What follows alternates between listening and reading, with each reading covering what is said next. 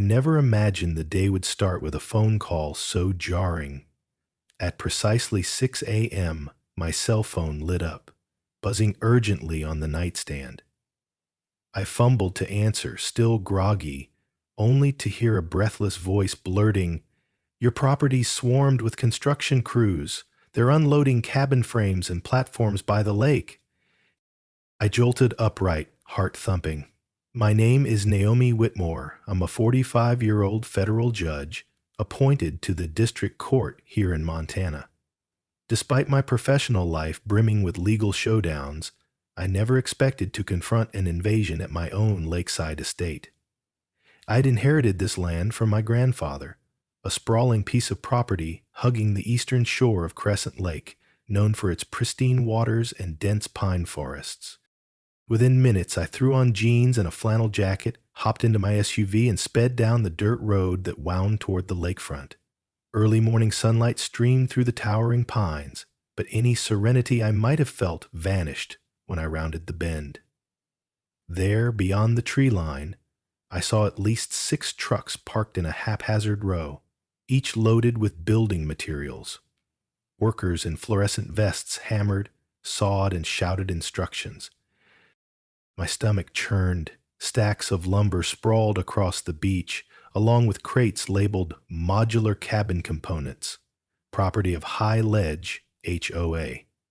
I recognized High Ledge, an aggressive homeowners association that managed a newer subdivision bordering my grandfather's old land. I'd heard rumors they'd been expanding glamping accommodations or short-term rentals, but on my property? Dismounting the SUV, I strode forward, scanning the chaos. A row of half-finished cabins, yes, actual cabins, sprouted along the lake's edge. My mind reeled at the number, easily 20 or 30 in partial assembly, and more being unloaded. Did they think they owned this shoreline, or that no one would notice? A man in a crisp polo shirt, presumably the site supervisor, spotted me and stiffened. "Ma'am, this area is restricted. You'll need to stand back," he barked. Rage flickered through my veins. "Restricted? This is my land," I snapped. "What do you think you're doing?" He blinked, clearing his throat. We have instructions from the High Ledge HOA board to erect 50 rental cabins along Crescent Lake. We were told the shoreline fell under their communal property." My jaw dropped. This was blatant trespassing.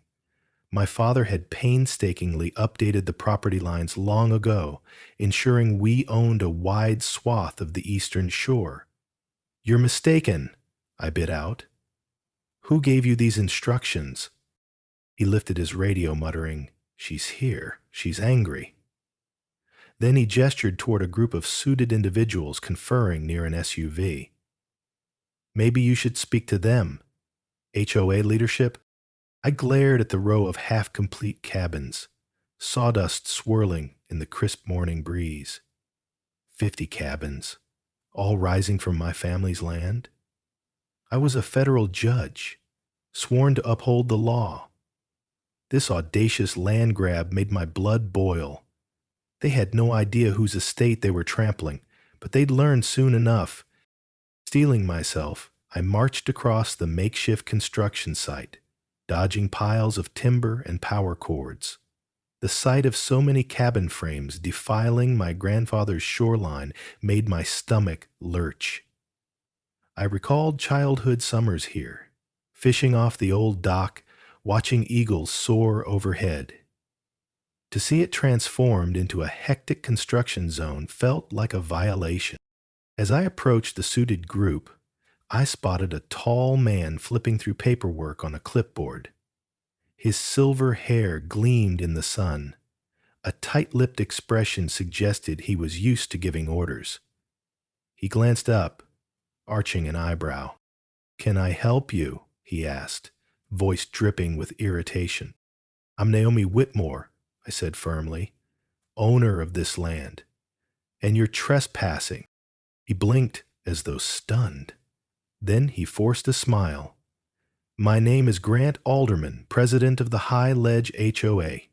We have authorization to develop this shoreline, all documented in our expansion plan. Expansion plan? I echoed, anger flaring. I never signed off on any plan. This property has belonged to my family for generations. Whatever documents you have must be invalid. Alderman pressed the clipboard into my hands. It displayed a site map with red boundary lines that, alarmingly, encompassed my entire lakefront. We purchased rights from the county, he insisted. Your property line is further inland, Ms. Whitmore. My heart pounded. That's impossible. My father updated the plat years ago. My boundary extends to the water's edge. Show me your purchase agreement and the official county records. He shrugged. We'll let the attorneys sort that out. Meanwhile, our cabins are nearly half done. Stopping now would cost us thousands. I'm sure we can come to an arrangement. Maybe you'll see the benefit once these cabins generate revenue for the community. Seething, I locked eyes with him.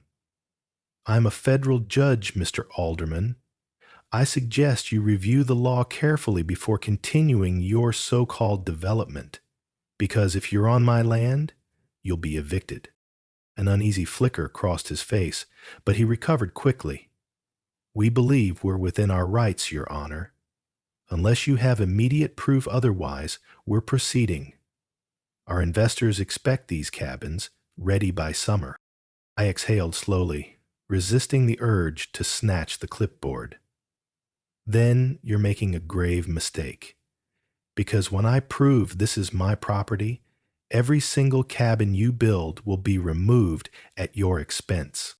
Without waiting for his response, I whirled and stormed off, mind swirling with adrenaline.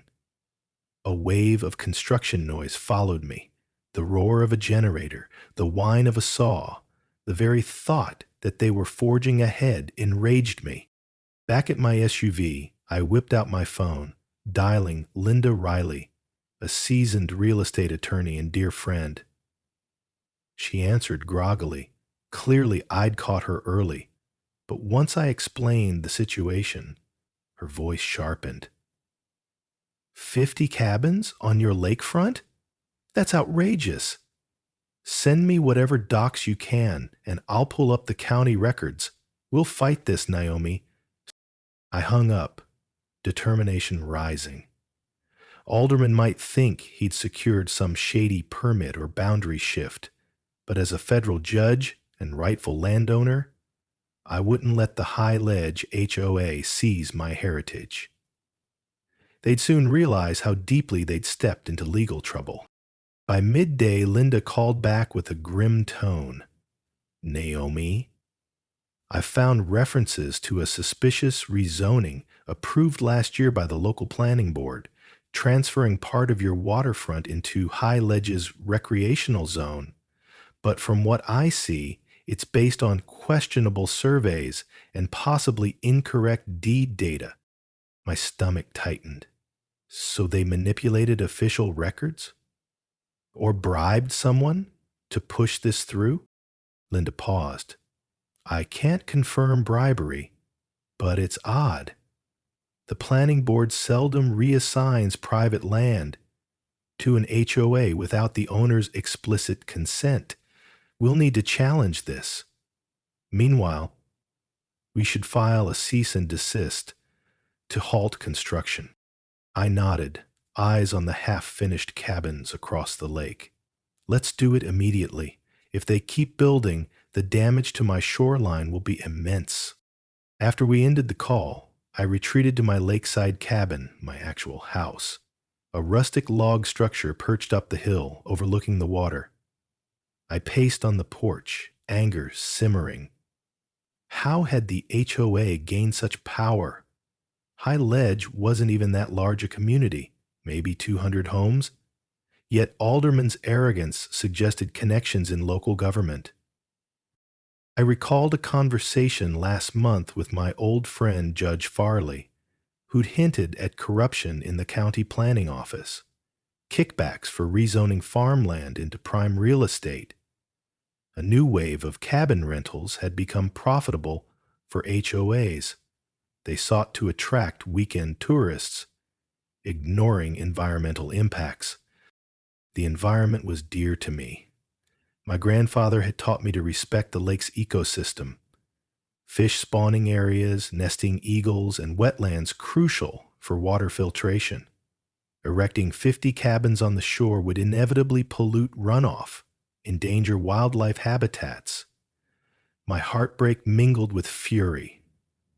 Stepping off the porch, I decided to inspect the ongoing work more closely. I wandered discreetly through the pines, approaching from another angle. Workers hammered frames together, seemingly oblivious to ownership disputes. I overheard snatches of conversation, talk of finishing the first 20 cabins by next week, hooking them to a septic system near the water. My horror grew, imagining raw sewage leaching into the lake. I photographed everything: the site, the materials, the trucks. These would serve as evidence once we took them to court. A beep on my phone signaled an incoming text from Linda. Drafting cease and desist now. We'll fax an email to HOA. They must respond or risk legal consequences. Hang tight. I typed back a terse thanks, then kept snapping pictures. As I circled a half-built cabin, a foreman scowled at me. "Private site, ma'am. You can't be here." I leveled him a cool stare. "This is my land, actually. You're the trespassers." He looked uncertain, stepping away. On my drive back up the hill, I felt the weight of pending legal battles. But a steel resolve also settled in me. I wasn't just any homeowner. I was a federal judge named Whitmore, carrying on my grandfather's legacy. The High Ledge HOA might have meddled with county records, but they'd regret crossing me once I summoned the full force of the law.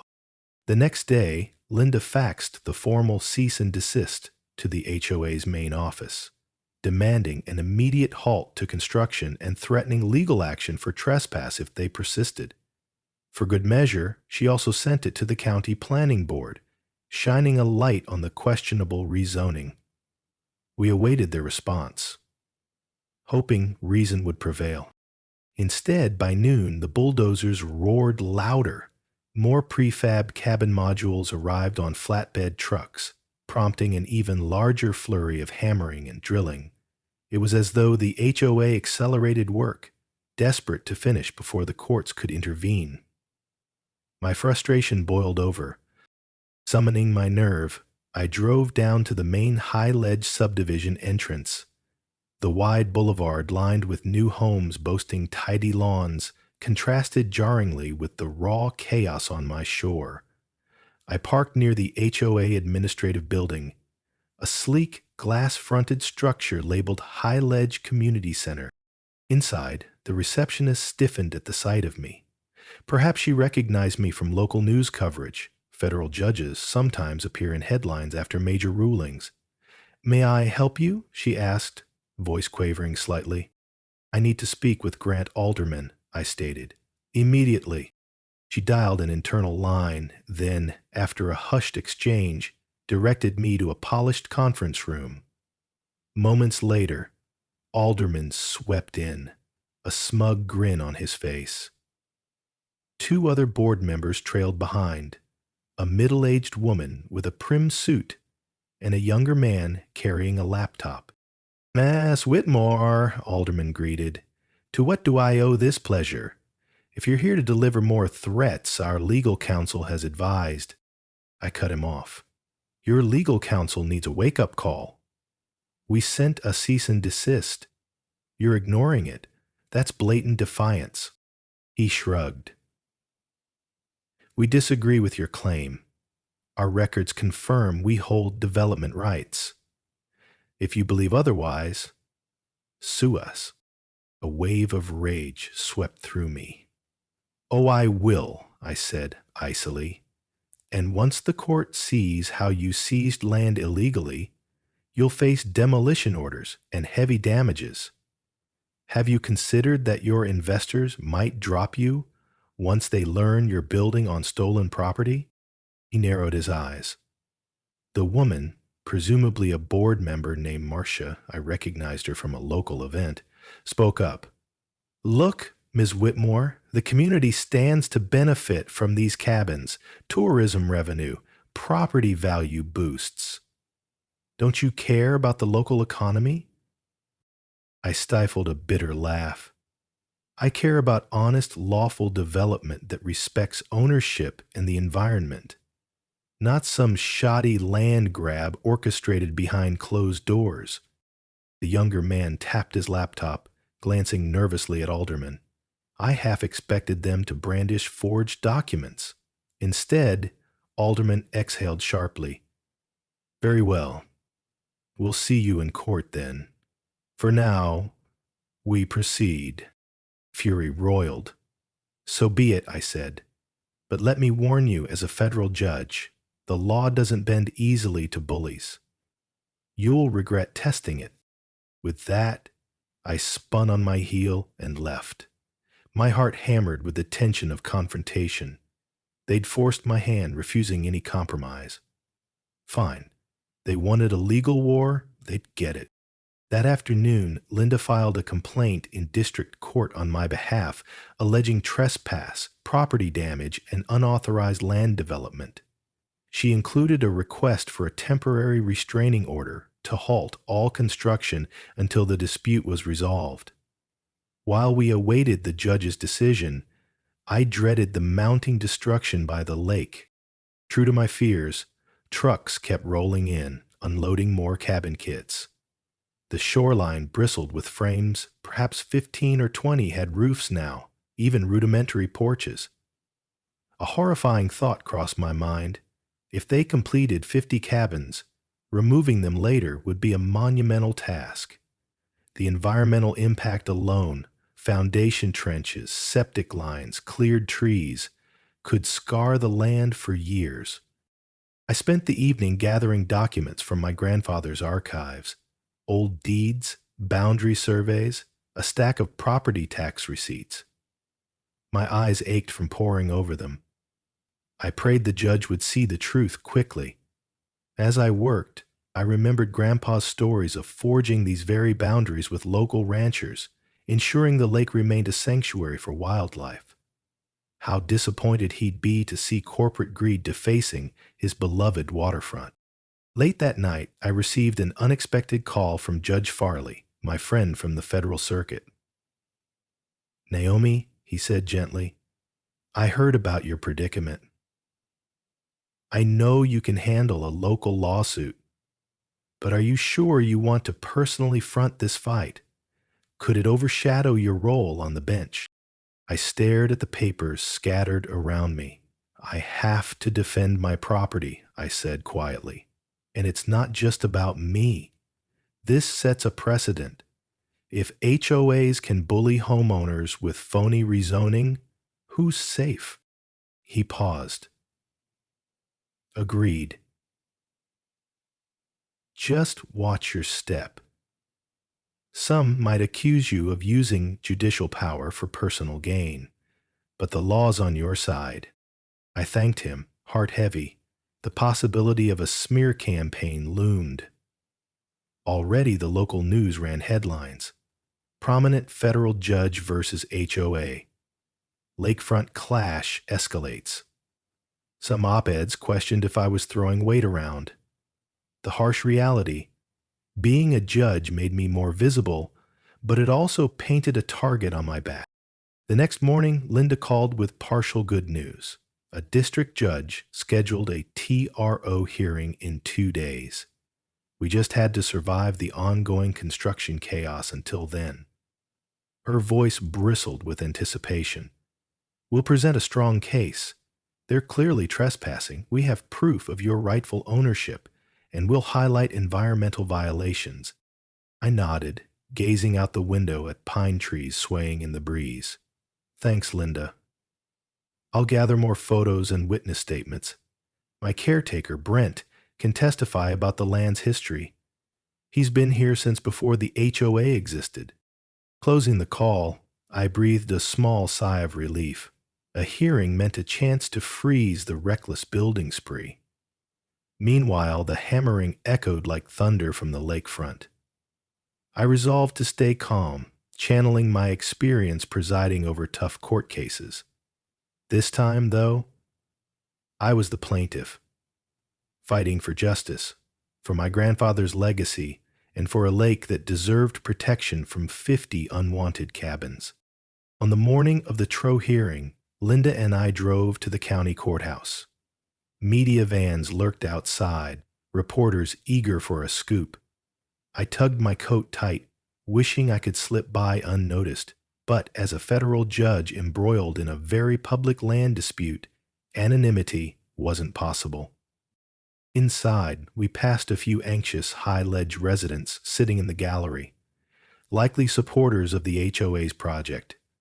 I recognized some faces from the day I confronted Alderman. Tension buzzed in the air. Jonas Alderman stood near his attorney, a stone-faced woman named Caroline Bishop, known for representing corporate real estate ventures. We took our seats before Judge Derek Carlson, who ran local civil cases. He peered over his spectacles, scanning the filings. Linda opened by detailing the trespass, how 50 cabins were erected on property we proved was mine, referencing deeds and historical surveys from my grandfather's estate. She underscored the irreparable harm to the environment and my property rights if construction continued. Alderman's counsel argued that they had legitimate rezoning and that halting construction would cause significant financial losses for the HOA.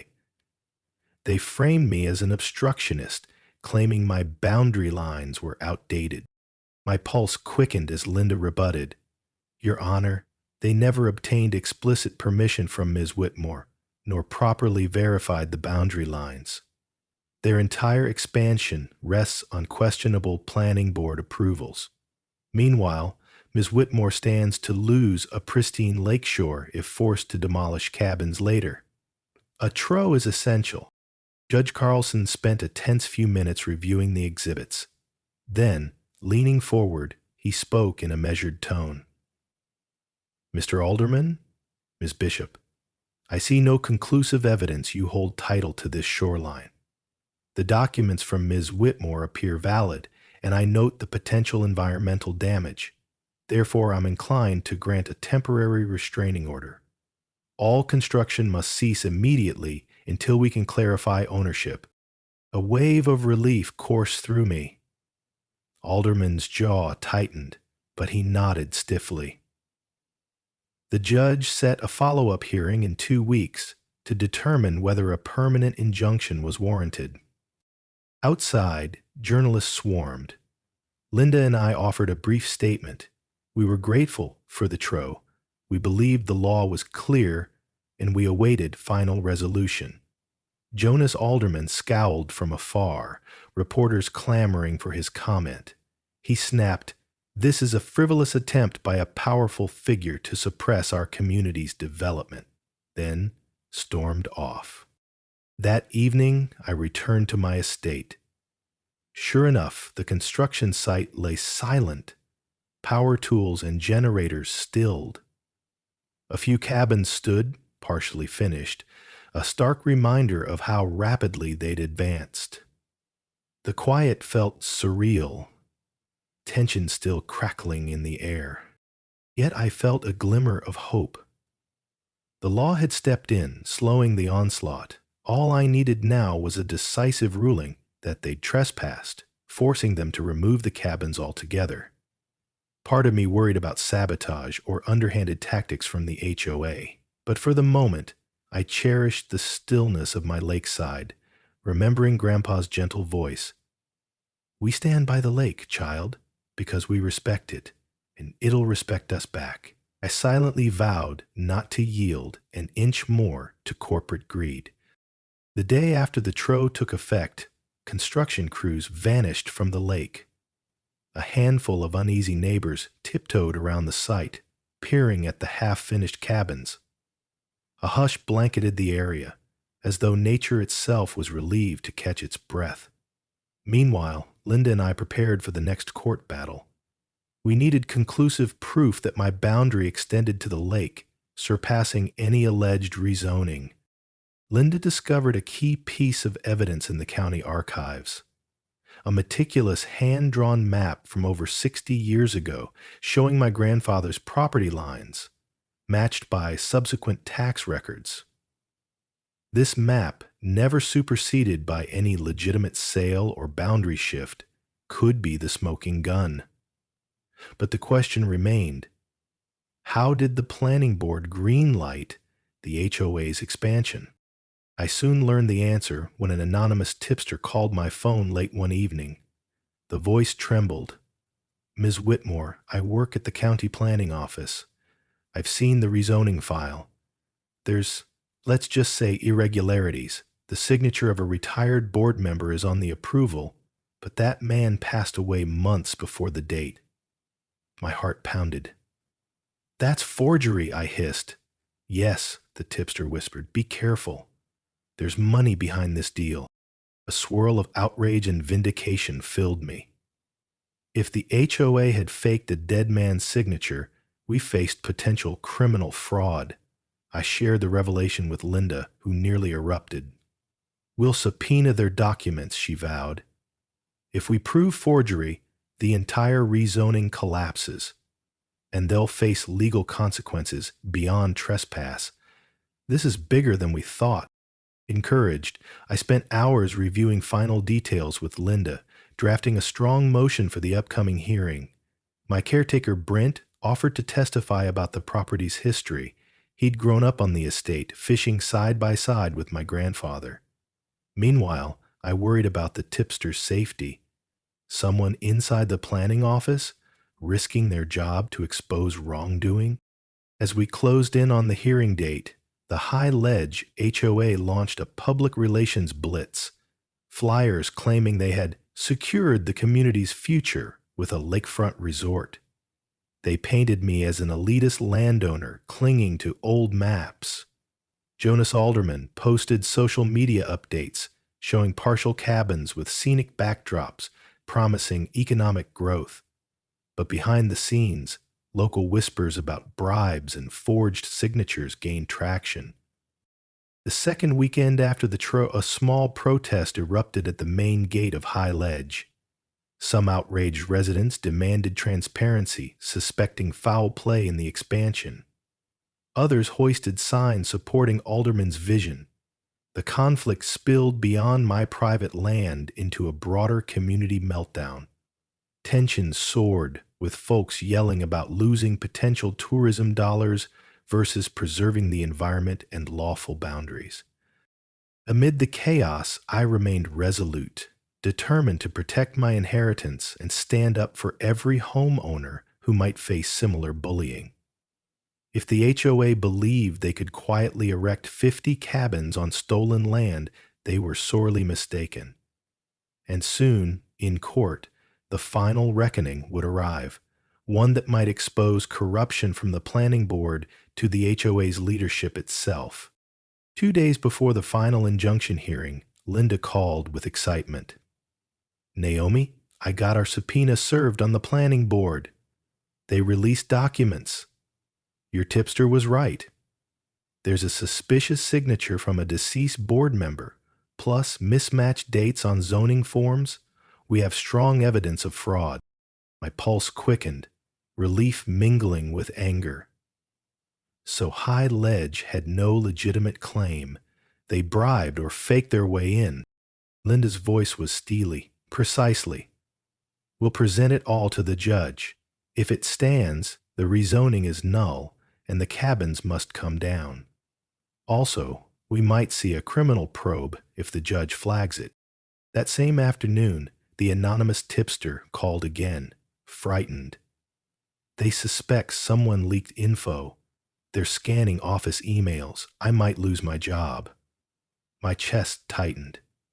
"I'm sorry. I promise to keep your name confidential as best I can. If needed, we can request whistleblower protections." The tipster simply whispered thanks before hanging up. I realized how deep this rabbit hole went. The HOA's brazen land grab wasn't mere ignorance. Aldermen likely orchestrated it with unscrupulous contacts in the planning office, forging a veneer of legality. My role, ironically, mirrored cases I'd presided over. Powerful entities twisting the system for profit, trampling rightful owners. The next day I roamed the lakeshore with Brent, studying the half-finished cabins. He shook his head in dismay. "Your grandpa would have been furious," he muttered. "He saw the lake as sacred. Turning it into a commercial resort? That's beyond disrespect." I sighed heavily. "But we'll fix it, Brent. We'll tear these cabins down if the court rules in our favor. And I'll push for ecological restoration."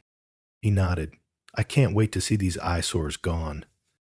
We paused near a cabin frame, plastic tarps flapping in the breeze. The place was deserted per the tro, but the silent presence felt menacing. 50 of these monstrous huts, some nearly complete, towered over the serene lakescape, a testament to greed. That evening, I drafted final notes for Linda, double-checking all evidence. Another phone call came, this time from local reporter Marcia Keyes, requesting a comment. She'd caught wind of the alleged forgery scandal. I offered a tight-lipped statement. "We have compelling evidence of wrongdoing. We trust the court to address it appropriately." She pressed for details, but I withheld them for the hearing. Once I hung up, I gazed at the lake under moonlight, water glistening like black silk. My grandfather's memory comforted me. This was bigger than me or a single piece of land. It was about preserving what's right, punishing corruption, and safeguarding the environment for future generations. Tomorrow, we'd head to court for the final confrontation. Jonas would bring his best arguments, but we had forged signatures, bogus zoning documents, and clear historical deeds on our side. I felt both anxious and invigorated, ready to unleash the evidence, watch the HOA's illusions crumble, and ensure they learned the consequences of trespassing on a federal judge's estate. The morning of the hearing, the county courthouse brimmed with spectators, neighbors, journalists, and curious onlookers. Linda and I arrived carrying binders of evidence. Tension crackled through the corridors. Jonas Alderman stood near Caroline Bishop, both scanning us with steely gazes. A few high-ledge supporters clustered around them, sporting "We Support RHOA" badges. We took our seats in Judge Albright's courtroom. The judge, an older woman with sharp eyes, wasted no time. She recognized the significance of a case involving alleged planning board corruption in a federal judge's land. Linda opened with a concise argument, referencing the forged signature, the contradictory survey data, and official records showing my family's rightful ownership. She hammered home how the cabins were erected under false pretenses, causing environmental harm and trespass. Caroline Bishop attempted damage control, claiming the HOA relied on the planning board's official rezoning, suggesting no direct wrongdoing by them. She sidestepped the forging allegations. Jonas Alderman glared at me throughout, as though furious I'd uncovered their scheme. Linda then called Brent to the stand.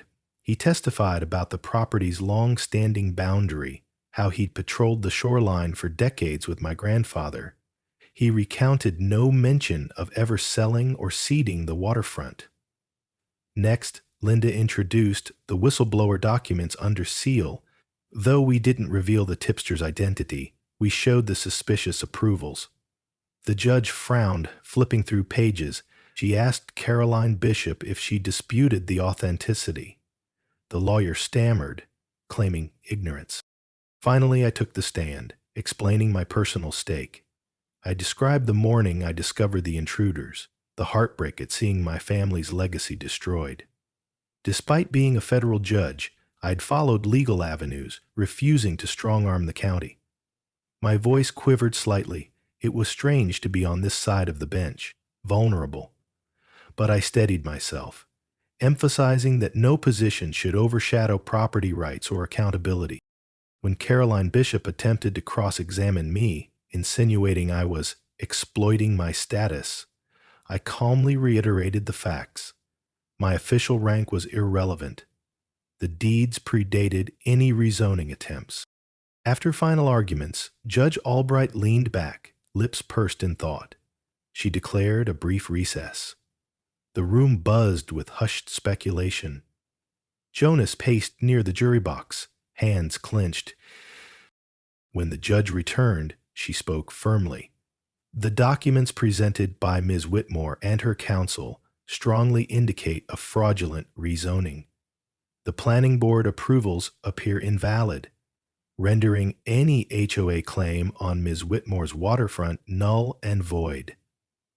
The cabins were erected without legitimate authority and thus constitute trespass. She paused, scanning the crowd.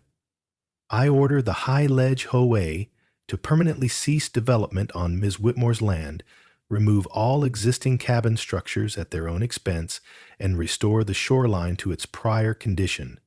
Additionally, I am forwarding evidence of forgery to the county prosecutor for further investigation. Court adjourned.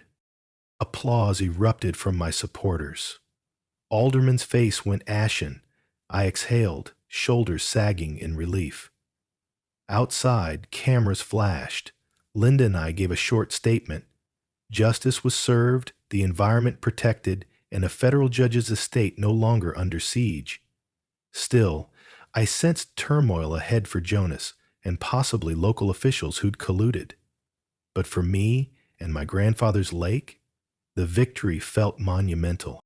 In the weeks that followed, the HOA scrambled to comply with Judge Albright's ruling. Crews returned, dismantling the half-built cabins piece by piece, hauling away lumber, nails, and foundation blocks. The process was noisy and slow. Some cabins had progressed alarmingly far. But day by day, the shoreline emerged again, free from the wooden skeletons that had blighted it. Meanwhile, the county prosecutor announced an inquiry into the planning board's rezoning. Rumors swirled about bribes paid to fast-track the project.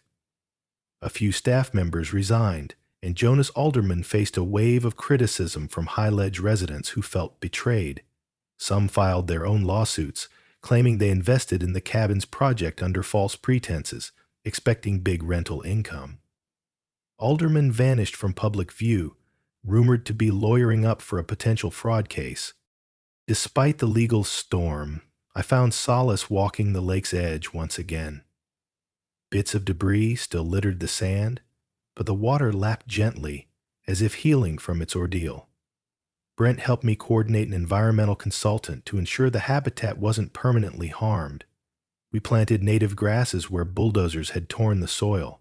I donated funds to a local conservation group determined to preserve Crescent Lake for future generations. One afternoon, Linda and I met on my porch, gazing across the calm waters. She sipped coffee, a satisfied smile on her lips. "Well, Naomi, that was a wild ride," she said with a soft laugh.